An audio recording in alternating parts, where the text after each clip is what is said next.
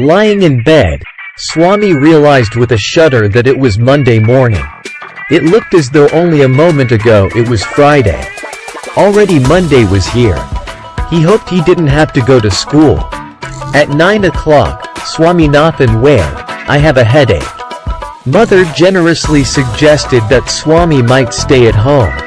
At 9:30, when he ought to have been in the school prayer hall, Swami was lying on the bench in Mother's room. Father asked him, "Have you no school today?"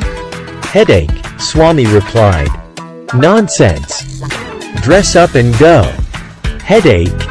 Loaf about less on Sundays and you will be without a headache on Monday." Swami knew how strict his father could be. So he changed his tactics. "I can't go so late to the class." "You'll have to.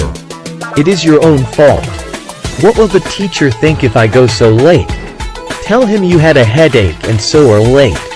He will scold me if I say so." "Will he?" "Let us see." "What is his name?" "Samuel." "Does he always scold the students?" "He is a very angry man. He is especially angry with boys who come in late." "I wouldn't like to go late to Samuel's class." "If he is so angry, why not tell your headmaster about it?" "They say that even the headmaster is afraid of him." Swami hoped that with this his father would be made to see why he must avoid school for the day. But father's behavior took an unexpected turn. He proposed to send a letter with Swami to the headmaster. No amount of protest from Swami would make him change his mind.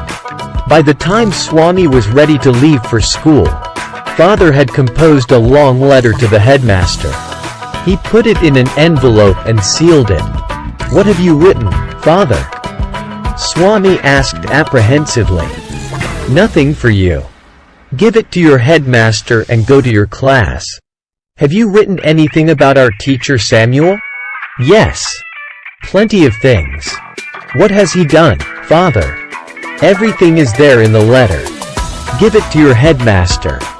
Swami went to school feeling that he was the worst boy on earth. His conscience bothered him. He wasn't at all sure if his description of Samuel had been accurate. He felt he had mixed up the real and the imagined. Swami stopped on the roadside to make up his mind about Samuel. Samuel was not such a bad man after all. Personally, he was much more friendly than the other teachers. Swami also felt Samuel had a special regard for him. Swami's head was dizzy with confusion. He could not decide if Samuel really deserved the allegations made against him in the letter. The more he thought of Samuel, the more Swami grieved for him.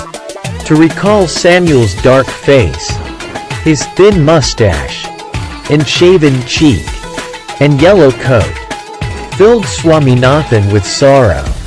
As he entered the school gate, an idea occurred to him.